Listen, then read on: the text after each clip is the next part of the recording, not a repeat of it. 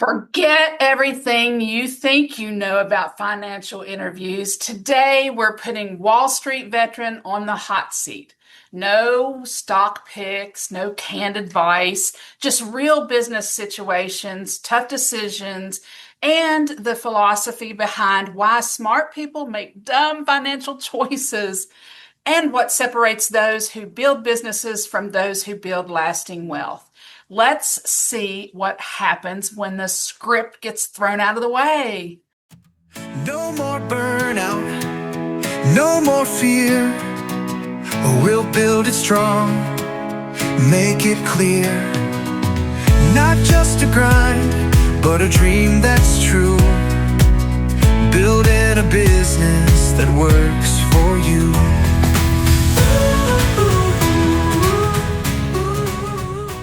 Wes, I hope you're okay with this, but I am throwing out half my notes. Today, you're not here to give us a presentation. You're here to solve problems. Sound good? I'm in 100%. Let's rock and roll. Okay, welcome back to the Builder's Edge, where we help business owners build stronger businesses and better lives. Before we jump in, if you're a busy business owner who's tired of spending hours every week or maybe every day trying to keep up with social media, I've got something for you. Imagine managing all of your social media from one simple dashboard, creating your content and scheduling it across all your platforms in just minutes, and even scheduling out weeks or months in advance. If that's for you and you think you'd like that, it's one of the easiest ways to get your time back while keeping your business visible. That's the important part. You can learn more about that at visiting my dnd-business-systems.com. Now, let's get into today's conversation. Today's guest is a little different. Wesley or Wes Rawlands has spent nearly 20 years helping entrepreneurs build lasting wealth. But today we're skipping the typical financial interview, and instead we're putting Wes on the hot seat with real business scenarios, tough questions, and a few surprises to uncover why even the smartest business owners do keep making those costly financial decision mistakes. Wes, welcome to the Builder's Edge. Thank you. I'm ready. Okay, you grew up watching money be kind of a struggle. How did that shape the way you think about wealth today? Well, I was raised by a single mom, and I think that growing up poor made for a very visceral relationship with money.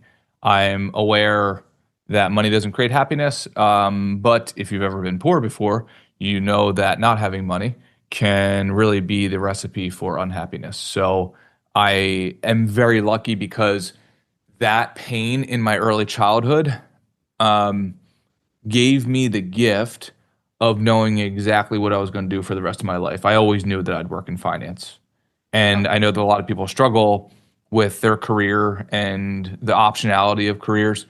I always just knew I wanted to do one thing, and that was work in the field of finance. Did you know what part of financing you kind of wanted to be in, or did that take anything a while? that had to do with building wealth? Okay. So, and you succeeded. You've spent some time on Wall Street. What's the biggest thing that you believe Wall Street believes that maybe mainstream doesn't completely understand right or gets wrong? Well, so I think finance is math and personal finance is math plus emotion. So Wall Street is pure math. Okay. And it almost discounts or looks down on emotion. And I don't agree with that personally. So I wouldn't say that Wall Street gets it right and Main Street gets it wrong. I think they just are playing different games. I personally think that building your wealth needs to be a combination of math plus emotion. It's not just about the numbers, it's about how you feel about the numbers. We have always understood, right? We all probably know a lot of different people who just want to make the balance sheet keep growing and growing and growing at the expense of relationships, at the expense of autonomy psychologically or emotionally, or at the expense of you pick it, right? Time, etc. I personally don't subscribe to that game because what's the point of building up the biggest ceiling in the world and then you die? So you have all this money and you didn't put it to any sort of utility. So I like the math plus emotion game personally. Okay. Okay, so Wall Street just believes it's just a bunch of numbers. What's something that Main Street really understands that Wall Street will never get it? I think exactly that, right? Like that money and investing should serve a higher purpose. And I think now I also don't want to get this wrong. I have nothing against Wall Street at all. I know they're Me like either. it's I very didn't mean that yeah, by it's the very, questions. oh no, totally. I know it's very common to sort of put Wall Street and Wall Streeters as sort of like this devil in the darkness. And to a certain degree, I can see how that's fair. On the other side is it makes the financial ecosystem keep going around. I Sure. also am aware that like you have the 2008, you have these deeper recessions on occasion, and any sort of greed I think is bad, irrespective of whether or not it's intrinsic to Wall Street or outside of Wall Street. So I definitely do not condone that. Also, I Right. would say like some of the best people I know I've been on Wall Street. These are brilliant people, and it Hmm. makes the entire ecosystem keep on moving. Sure. Does it have its flaws? Of course, it's not a perfect system, but I am very glad that ecosystem exists. Yes, me too. And I'm definitely hopeful that they're being a lot more responsible than in 2008 as well. I'm really hoping for that. Okay, what's the loneliest financial decision a business owner ever has to make? I would say just in general, entrepreneurship it's almost a solo sport. I would actually say like every decision almost, unless you join some sort of mastermind group or coaching group. Like I'm a big fan of coaching, so I pay literally over $100,000 a year to be in different coaching programs because otherwise I'm stuck in my own bubble and having to make decisions at a very rapid rate. That honestly, if I can join a group or pay a coach who's been in the game for 30 years Oh, yeah. longer than I have, I'll do that every day of the week. Right. It makes sense. It's a smart decision for sure. It cuts out a lot of time, shortens your distance that you have to get. Yeah, I think there's three results that you could potentially get. I think in general with anything, you could get no result, right? Or the opposite result that you want, either none or the opposite. Or you could get a result but you're paying with time, so you get the result later. Or you could get the result and pay money to get the result earlier. I would prefer, assuming one has resources, financial resources, Sure. I would prefer to pay in money to expedite the time. Now, when I was first starting out and I was broke and I was putting all my money back into the business, I had oftentimes to pay with time. Because if there was no money left over because I put it all back into the business, well, those other opportunities, I might have to say, well, I just have to build the skill myself and figure it out over the next 5 years because I have no additional surplus capital to Right. throw at this problem. Now it's the opposite. We've got a bunch of surplus capital. So now we are constantly paying for coaching and shortcutting decision making. Yeah. Good decisions. Okay, those are behaviors. And, like I said, when I was looking you up and kind of investigating you, I did feel that you're definitely much more behavioral economic kind of guy. You think of this as, these emotions and behaviors. So I'm going to ask you a few questions around that. Why do you think that smart people keep making dumb financial decisions? Well, so I think my personal belief, so I believe in evolution. I believe we have multiple brains inside of our skull, at least multiple iterations of our brain. So we're at this constant tug of war with anything in life where you have your prefrontal cortex battling with your limbic system. And depending on the circumstances and the context at the time, your limbic system has an extreme advantage. It's been around for a lot longer than your prefrontal cortex. I mean, you don't have to look very far to know that when's the last time, you told yourself you were going to read more books or go to the gym more or whatever, and then you didn't do it. That's Right. not your fault. That's because you have this internal tug of war constantly. And it's actually surprising the other way. It's a surprise that we do anything benefiting our long-term selves at all, right? If you look at any other, right, like animal, they are purely operating out of short-term needs. True. Humans, because we have a prefrontal cortex, we're able to think about and plan for the future, and that's amazing. But Right. it's a very hard game. And finance adds a level of abstraction to that already abstract game. So I would actually reframe it the other way. It's a miracle that that anybody puts any money away at all.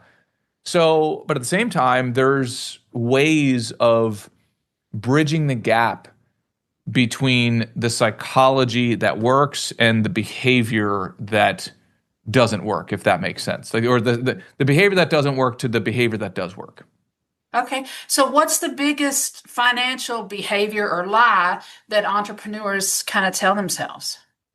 One of the biggest lies that I've seen with business owners is, and whether or not they articulate this in real time in their heads or monologue or dialogue, or they just act this out to be true, they think that the business is going to solve for their wealth problems. Every time I meet with a new business owner, I say, hey, you've got to decide. First, you got to decide, what level of wealth do you want? Do you want middle class, upper class, or ultra class? Got to decide that up front. Okay. Because the plans to get there are very different, right? So now you say, okay, well, great. So if a business owner says, well, I want to be ultra class. I want to make it the most money possible. Okay, great. Well, with your business, you have to decide, okay, well, what type of business do you want? Do you want to practice, a small business, or an asset? And if you can imagine, right, like a practice is more congruent with middle class. A small business can be congruent with upper class, and an actual asset, right, optimizes for enterprise value and therefore optimizes more for a shot at ultra class.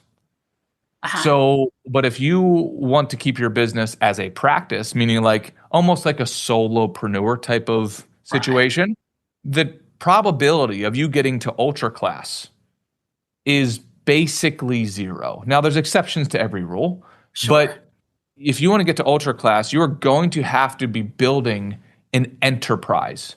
You have to optimize for enterprise value, and that's a whole science. It is not art. It is science, and these are decisions that you can scorecard, and you actually have to be intentional about it. This is why, if you look at most business owners in America, it's like 85%, I believe, is the statistic. Of the ones that survive, 85% basically either walk away from their business when they're done, or they sell it for pennies on the dollar. But they thought they would have sold it for millions of dollars. Well, this doesn't happen by accident. You actually have to build the machinery that is valuable to the marketplace that will purchase your business. And it takes years. Even once you decide, it's like a 3 to 5 year process, generally speaking. Yes. And do you work with people that, that have that want that have that goal? Is that absolutely kind of your avatar? Okay. Okay. After you've helped, you have helped people manage over $500 million. What surprises you the most about wealthy people that nobody really talks about?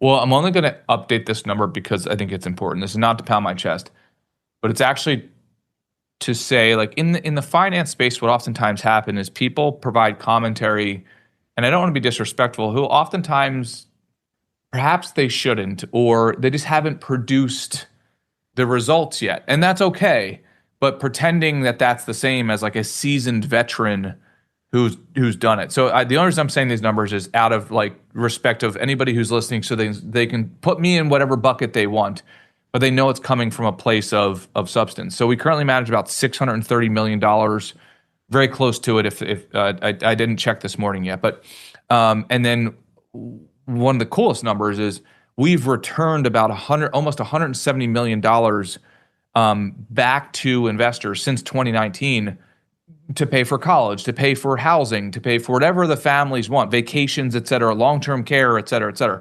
Yeah, and it's a mission for us. So the reason I say that is just to kind of level set. Now, we've learned a lot of lessons through that, right? Like the common phrase is, right, hey, we will teach you the lessons so you don't have to get the scars simultaneously. Right. And it's really important for us to share that type of information. The biggest thing, though, I could say for sure is education and financial literacy precede financial leadership. The whole reason I do this is because my entire family was poor. And the the downside of that is catastrophic. And there's one prerequisite, though. You have to understand how financial tools work. Because if you don't understand how they work, then you're susceptible to the talking heads on the media or what your neighbors say is effective or not effective. And that's not what's going to build the financial moat around your family's castles. So you have to educate yourself. Yes. Yeah. Do you have a platform where you do a lot of education to your potential clients and things? So we just started. That's what this is. So I didn't want to go out on the internet until I felt like I had something to say. Like I didn't want to philosophize about wealth. I want to say, okay, here are the results from 18 years of execution. I'm now 20 years into my finance career. And I just want to talk about that in case it's helpful to anybody. So we just started. I've got a YouTube channel. I'm on Instagram, Wes.Rawlands, et cetera. So I am now in the space of like, I want to be the lead evangelist for wealth building. I don't care if people do business with me or not. I want to be the thought leader in the space that actually gives true north and tells the good, bad, and the ugly. Great. Okay. So you guys go out there and follow him and find that out and learn more and change your family's trajectory. Okay. Hot seat scenarios.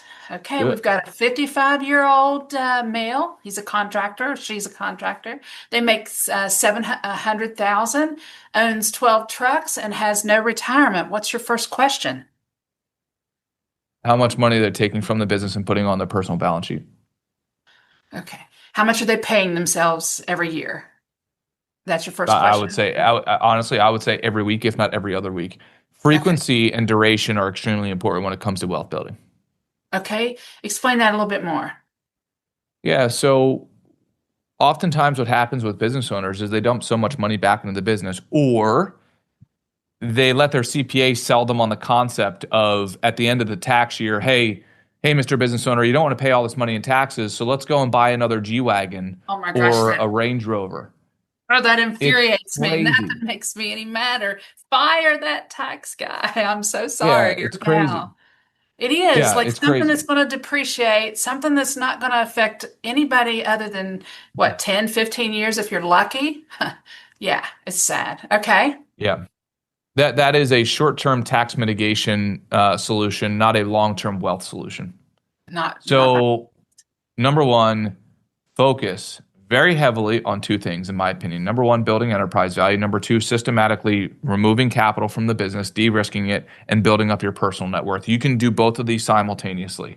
Okay. Right, if you do it right. So that way, at a certain point, what you want is to reach what I call financial escape velocity on your personal balance sheet, to where you have sufficient long-term and short-term assets where if you had to walk away from the business, you're totally fine.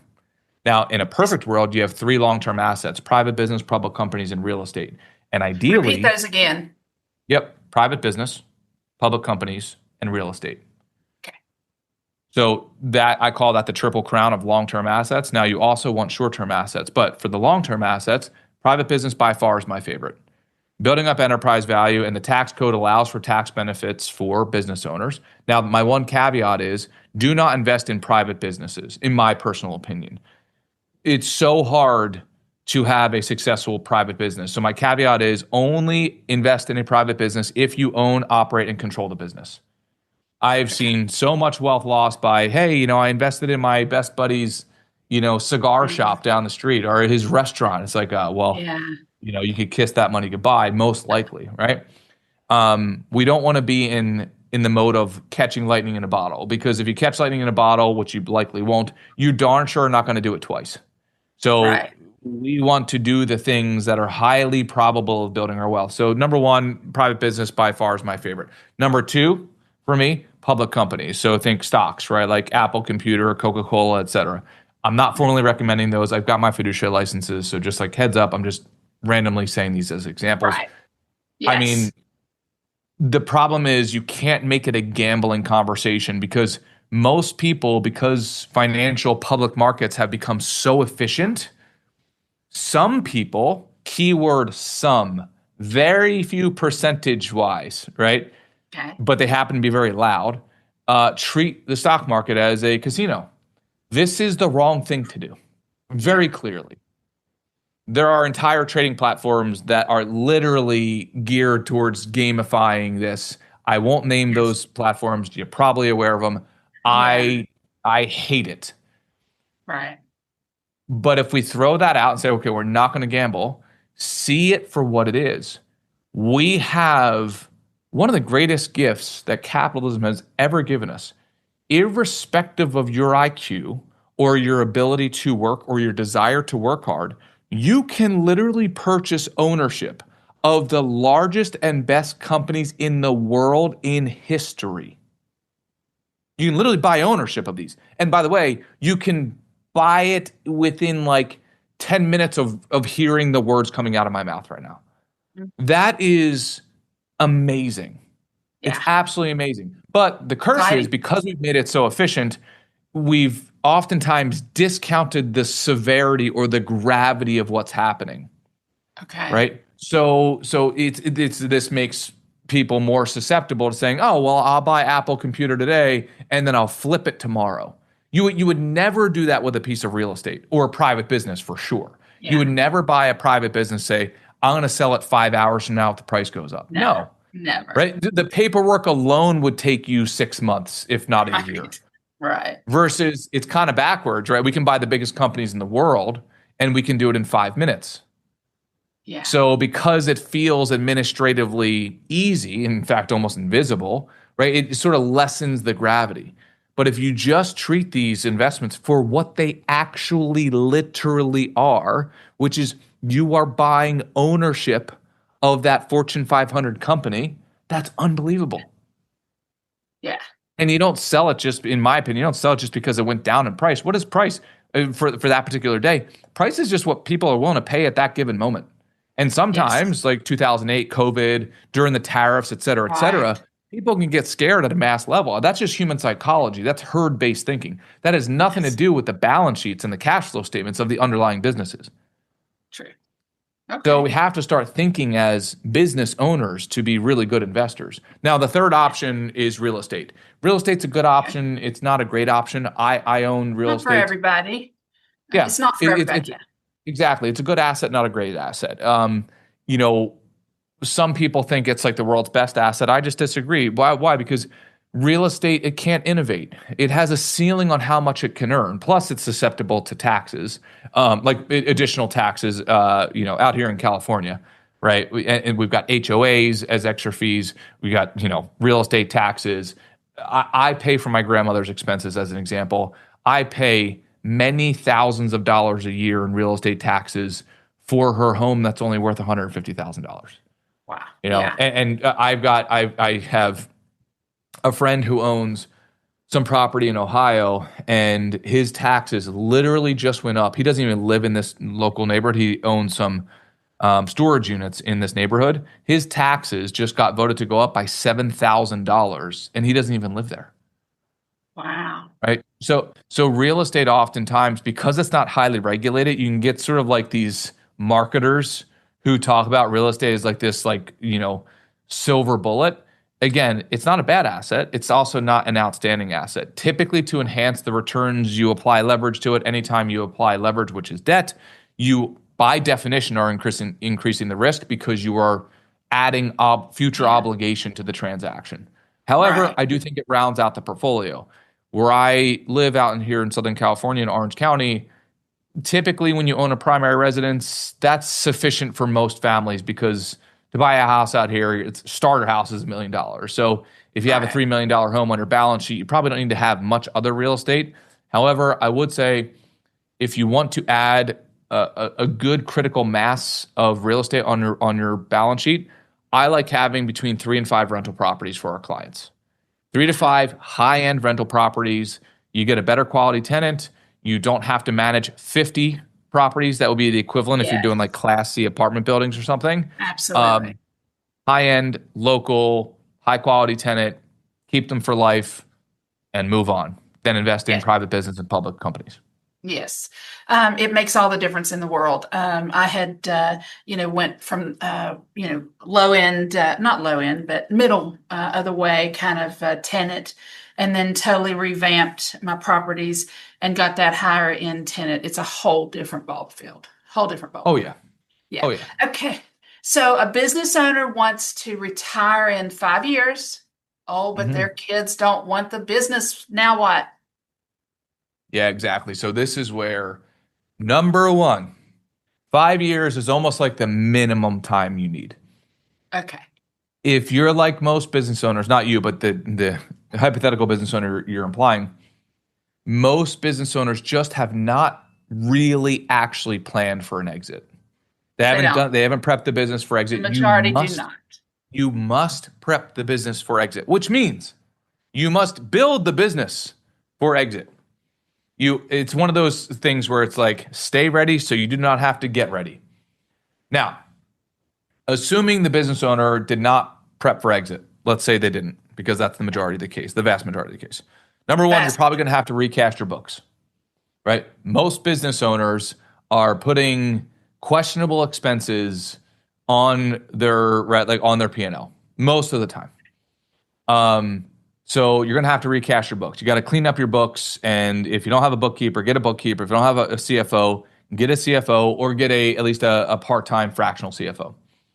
And just realize you're going to have to spend the next 2 to 5 years really polishing up those books, because when a buyer comes in, assuming you want a buyer, which you probably would if you want to retire and your kids aren't taking it, right? Yeah. They're going to want financials that you could eat off of. You do not. If they question your numbers, you are not going to get a good price. No. So that's they number want to be one. able to go to the bank with it. 100%. Now, so from there, there's basically 3 categories, right? It's a real quick, simple scorecard. Now, we have a scorecard for business owners. It's literally hundreds of items. However, you can simplify it. So you have your baseline value, then you have your value adders, and then you have your value subtractors, right? So your baseline value is going to be, let's say, your EBITDA, right? So how much money is the company actually making? Typically speaking, $5 million and below, you're not going to get a lot of attention for the business. You might get some local competition attention, but you're not going to get private equity attention. You're not going to get bigger competitors looking at you. You want to try to get the business above $5 million, right? But let's talk here with let's say our blue collar worker, let's say our contractor, they're local. There is a whole generation that's coming up that's saying, the heck with college, I want to start my own business, or I want to get into a business. Now, this is a different kind of market. This is kind of, let's talk maybe this kind of a person, a business owner. Oh, in those markets, there's companies worth billions of dollars in all. Oh yes, I know, but I'm just saying they're going to be they're not necessarily going to be. Let's say the one that's not necessarily going to be for those that are wanting to advance their portfolio. Maybe it's somebody that's wanting to step in and take over and let this be their business for their entrepreneurship. Yeah, so the first thing is you're going to have to get formal, right? One of the biggest mistakes that business owners make is like, oh yeah, okay, my son Jimmy doesn't want to take over the business, but Tommy over there, he's been working for a while and so on. Well, you have to come up with some sort of valuation. If you don't, then one of you is going to get taken advantage of. Right. Right. So the first thing is we got to peg the valuation of the company. Yes. And then you still have to go to the bank. Right. Yeah. Right. There's got to be some sort of price agreed upon. So if there's a price, right, and ideally you talk to Tommy well before you plan on like having him come in. And then you can do some sort of either like, hey, Tommy, this is the price you're going to buy in on. You got to pay me on a monthly basis plus revenue share for X amount of time. So you can work out some sort of deal there. In my opinion, though, it's like any other market. If you don't bring in competition for bidding, you're leaving your entire life's work and you're leaving value on the table. So you could totally do that if you want to just bring in Tommy and, hey, Tommy's been working with me for 10 years and I want him to take over the business. Okay, great. That's totally okay. No judgment here. but also realize that there's a very good chance, and I'm just ballparking here, you're probably leaving 40% of an increase in valuation on the table, most Yes. likely. Yeah. Yeah. Okay. You were saying that they get these they get their numbers, Mhm. to prep. What else what's their next step?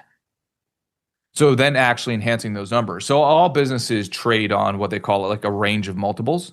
So Uh-huh. you can't control that. That's the industry sets that range, typically speaking. Okay. So then it's up to you. You look on your scorecard, like if you're working with somebody who knows what they're doing, and that they should have a scorecard for you. And each one of the line items on that scorecard will have a certain weight to it. Okay. Right. So, hey, you get this amount of multiple points. So let's just say a business can sell between 0 and 20 times EBITDA. So your max multiple is 20. Well, you break that 20 points down, and let's say a handful of the multiple points are going to be towards key man risk. So let's say that's 5 multiple points. Okay, great. Well, which is substantial, right? So if we have key man risk, aka like for the rugged individualist entrepreneur, they're the key man, right? So if they leave, the business value Yeah. drops by 95% because everything's Yeah. contingent on them. So Right. let's just say we want to solve for that. Okay, great. So because we know it's a very large multiple, right? That we could attack there. So if we want to pick up max 5 multiple points, okay, great. What are the projects that we have to do between now and exit to solve for those 5 multiple points, Yeah. right? And what's it going to cost us in time? What's going to cost us in money? And is it worth it? Then we just compare that relative to other categories on the scorecard and their multiple points and their cost of time and effort and money. Okay. Okay. Okay, let's hop into another segment here. I want you to finish the sentence here, okay? And there's one Mhm. rule. You only get one sentence. Don't explain All unless I right. ask, okay? Mhm. You ready? Ready to go. Let's do it. Money can't.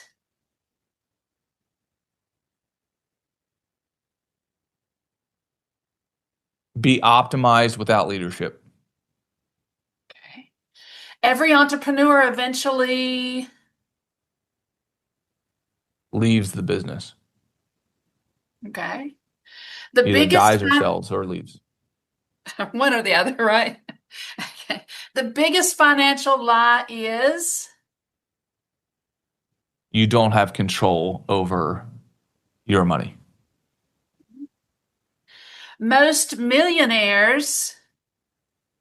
Worked very hard to earn their millions. Okay. Debt becomes dangerous when. You do it in a reckless way. Okay. What would be considered reckless? Going and getting a ninja loan on your third rental property. Okay. On things that aren't necessarily that important, huh? Okay. Yeah, if you don't have capital to pay back debt, that's pretty reckless. Yeah. Okay. People think wealth comes from. Luck. Oh. The richest people I've met.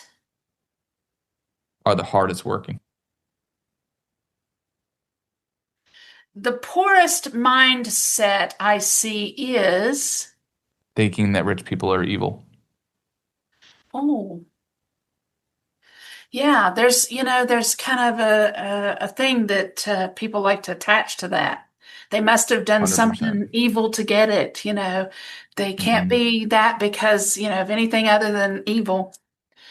Okay, so a lot of things happened kind of there, was a little trend there. I saw that, rich people, millionaires, they're all hard workers. Define hard work in your words, Wes.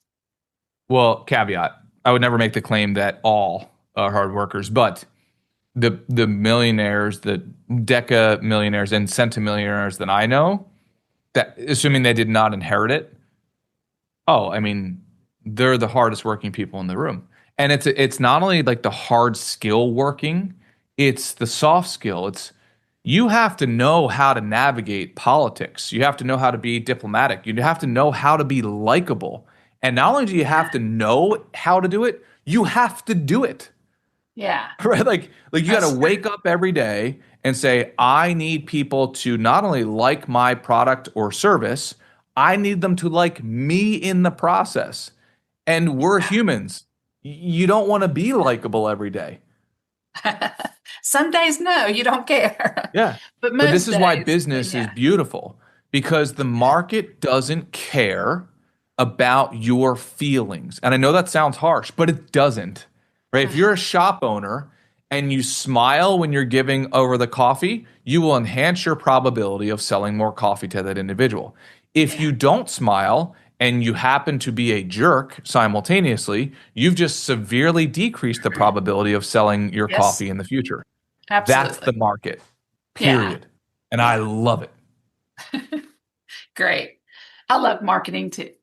Okay, Wes, one thing that's really stood out to me today is that you don't seem to approach financial planning with a one size fits all. The one size fits all mindset. You spend a lot of time understanding how people think, the behaviors behind their decisions, and helping them build a strategy that actually fits their life and their goals. So, for someone listening out there who's thinking, I'd love to have someone help me unpack my financial brain and picture instead of just telling them, telling me what to invest in, what's the best way for them to get in touch with you? Learn more. They can go to our website, Attican Wealth Partners, and schedule a phone call with our team. But like I said, I love teaching this stuff. So you can go to my socials, Wes.Rawlands on Instagram and Wes Rawlands on YouTube. I just love teaching this stuff. So to whatever degree it's helpful, amazing. If it's not helpful, then don't listen to me, listen to somebody else. But, keep on building your family's net worth. I think there are very few financial leaders out there. And if that's you and you're listening, you're doing a great job. The burden is a big one, but it's worth it. Good point. Okay, before we wrap up, you've managed, you have 20 years or more with Wall Street and hundreds of millions of dollars. If every entrepreneur listening only remembered one thing from today's conversation, what would you want that to be? Build enterprise value. Build enterprise value. Okay. Okay, also before we wrap up, I want to leave everyone listen. I want to leave with everyone listening here with a challenge. I always have a call to action, guys. You know that. Take a few minutes today to honestly evaluate your financial behaviors, not your intentions, not your goals later, but your behaviors. Ask yourself, are these decisions I'm making today actually leading me toward the life I want 10, 20 years from now? Do my daily habits, spending, saving, investing, and business decisions reflect the future I'm trying to build? If the answer is yes, then keep going. If the answer is no, then don't wait another minute. Make a change. Reach out to Wes and his team. And sometimes the biggest breakthrough isn't finding a new investment. It's just changing the behaviors that determine your financial future. Thanks for joining us on The Builder's Edge. If today's conversation challenged the way you think or gave you a new perspective, we'd love to hear you, and we'd love for you to subscribe, leave a review, and share this episode with another business owner who could benefit from it. Every share helps us reach more entrepreneurs who are working to master the business side of building. Thank you.